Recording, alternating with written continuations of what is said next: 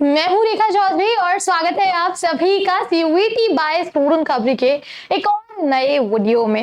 आप में से जितने भी स्टूडेंट्स, जितने भी कैंडिडेट्स देख रहे हैं, अधिकतर आप चाहते होंगे कहीं ना कहीं बिजनेस एनालिटिक्स बीए परस्यू करना, और उसके बारे में जब आप नॉलेज लेते हैं तो कहीं ना कहीं बहुत सारे मिथ्स, बहुत सारे फैक्ट्स आपको देखने को मिलते हैं। तो उनमें से कौन कौन से जो मिथ्स हैं सच में मिथ्स हैं और कौन कौन से फैक्ट्स हैं जो क्या पता फैक्ट्स हैं भी या फिर मिथ्स हैं, उन सभी के बारे में एक डिटेल डिस्कशन करेंगे, क्योंकि दिमाग में काफी सारा कंफ्यूजन होता है जब आप ये पर्टिकुलर फील्ड परस्यू करते हैं। तो इस वीडियो में इसी के बारे में एक डिटेल डिस्कशन हम करने वाले हैं, तो वीडियो को लास्ट तक जरूर देखना और जैसे कि मैं हर बार कहती हूँ अपने दोस्तों के साथ शेयर करना मत भूलना। यहाँ पर सबसे पहले हम कुछ मिथ्स के बारे में डिस्कस कर लेते हैं। बहुत सारे मिथ्स होते हैं बिजनेस एनालिटिक्स जैसे फील्ड को लेकर, लेकिन कुछ मेजर पॉइंट्स यहाँ पर बताए हुए हैं। सबसे पहला है इंजीनियरिंग बैकग्राउंड रिक्वायर्ड। ये एक सबसे बड़ा मिथ होता है कि अगर आपको बिजनेस एनालिटिक्स परस्यू करना है, बीए परस्यू करना है, तो आपको इंजीनियरिंग बैकग्राउंड का होना इंपॉर्टेंट है, यानी आपका बैकग्राउंड इंजीनियरिंग होना चाहिए। ये एक मिथ है, because you don't need to be an engineer to start a career in business analytics. और जो असेंशियल स्किल्स हैं वो आपके थिंकिंग और कंफर्ट विद नंबर्स जैसी चीज़ों पर स्ट्रक्चर होती हैं। तो आपके स्किल्स पर ये चीज़ डिपेंड करती है कि आप इस पर्टिकुलर फील्ड में अब इस पर्टिकुलर फील्ड को परस्यू कर सकते हैं या नहीं। तो ये पर्टिकुलर पहला पॉइंट जो है एक मिथ है।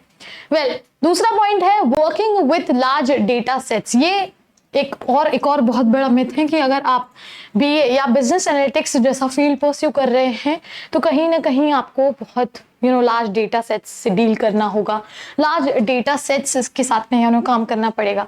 लेकिन जितने भी बिजनेस एनालिटिक्स हैं वो हर किसी बिजनेस एनालिटिक्स में ज़्यादा मैसिव डेटा सेट्स नहीं मौजूद होते हैं, ज़्यादा इन्वॉल्वमेंट नहीं होती है, और काफ़ी सारी जो ऑर्गेनाइजेशन है बेसिकली जो स्पेसिफिक प्रॉब्लम्स होती हैं उन पर ही सबसे ज़्यादा फोकस करते हैं, और जो बड़ा डेटा सेट्स हैं उस पर फोकस कई बार नहीं होता है।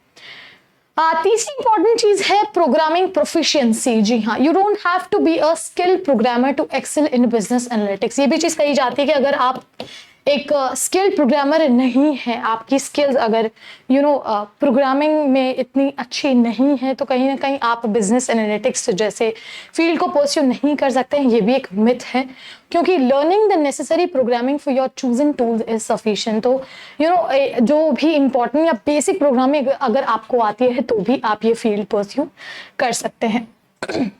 नेक्स्ट चीज है tool centric learning. Analytics is not just about mastering tools. Basically ये कहा जाता है कि जो बिजनेस एनालिटिक्स हैं इसमें आपको टूल सेंट्रिक लर्निंग होने वाली है, यानी टूल्स या फिर प्रोग्रामिंग के बारे में आपको सबसे ज़्यादा नॉलेज होनी चाहिए। लेकिन it's not about mastering tools, it's about understanding जो फंडामेंटल कॉन्सेप्ट्स हैं, जो बेसिक कॉन्सेप्ट्स हैं आपके। कौन कौन से हैं? स्टैटिस्टिक्स है, हाइपोथेसिस टेस्टिंग है और डेटा एनालिटिक्स। तो ये सभी चीज़ें जो हैं पर्टिकुलरली बेसिक्स आपके क्लियर होने चाहिए, तब भी आप इस फील्ड को परस्यू करने के लिए एलिजिबल होते हैं। नेक्स्ट चीज इसमें बताई गई है, यहाँ पर अगर मैं बात करूँ जॉब स्कैर्सिटी। यहाँ पर कई बार बोला जाता है कि it's hard to find a job in business analytics industry.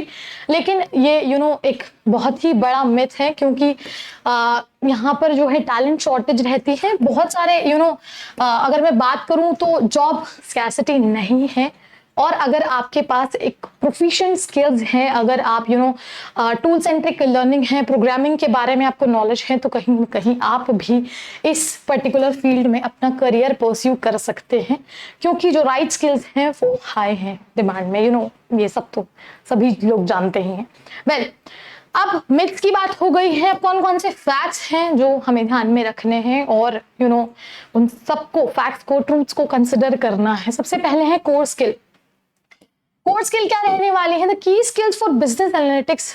की स्किल्स आपकी क्या रहनी चाहिए? जो बेसिक स्किल्स है इसमें क्या क्या चीजें होती हैं? स्ट्रक्चर्ड थिंकिंग होनी चाहिए, आपका न्यूमेरिकल एप्टीट्यूड और ability to solve unstructured problems. तो ये तमाम जो कोर स्किल्स हैं आपको बिजनेस एनालिटिक्स में फॉलो करनी है। और जैसा कि मैंने पहले ही कहा कि आपकी बेसिक स्किल्स, बेसिक नॉलेज अगर स्ट्रांग हैं तो कहीं ना कहीं आप इस फील्ड में अपना करियर परस्यू कर सकते हैं।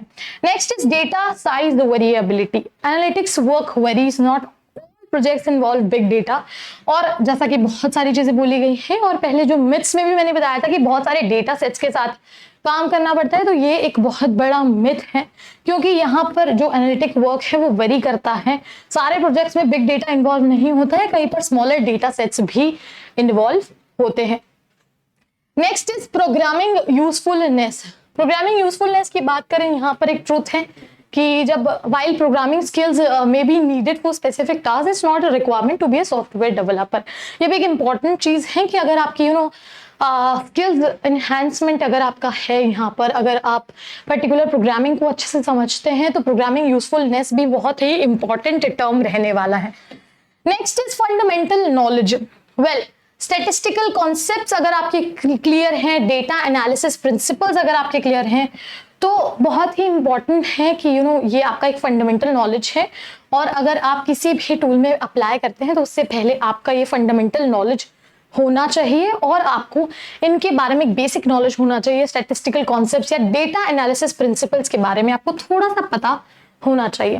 Next is again job opportunities. Well, analytics industry जो है काफी अगर मैं बात करूं, यहाँ पर जॉब शॉर्टेज नहीं है, जॉब अपॉर्चुनिटीज काफी यहाँ पर अगर मैं बात करूं, मेकिंग एक फेवरेबल मार्केट बनाती हैं। जो भी स्किल प्रोफेशनल्स हैं उनके लिए यहाँ पर अगर मैं बात करूं तो काफी जॉब अपॉर्चुनिटीज आपको देखने को मिलती हैं अगर आप स्किल्स पर वर्क करते हैं, प्रोग्रामिंग पर वर्क करते हैं और टूल सेंट्रिक आपकी लर्निंग है। तो ये थे कुछ myths and facts about particular BA या बिजनेस एनालिटिक्स। अगर आप कहीं ना कहीं परस्यू करना चाहते हैं, करियर अपॉर्चुनिटीज में बहुत मिथ्स आएंगे, बहुत फैक्ट्स आएंगे आगे। ये तो बहुत ही कम फैक्ट्स और कम मिथ्स हैं जिनके बारे में मैंने डिस्कस किया, लेकिन आगे कई सारे मिथ्स आने वाले हैं। लेकिन उन सभी चीजों से आपको कैसे डील करना है वो आपको पता ही है। और इसी के साथ साथ अगर इससे रिलेटेड और भी कोई डाउट है, कोई क्वेरी है, कोई भी क्वेश्चन है, कमेंट सेक्शन में जरूर बताइए। और इसी तरह की तमाम इन्फॉर्मेटिव वीडियोस के लिए क्या करना है आपको, do not forget to like, share and subscribe to our channel. I hope you like this video. For more such videos, keep watching our channel And do not forget to like, share and subscribe.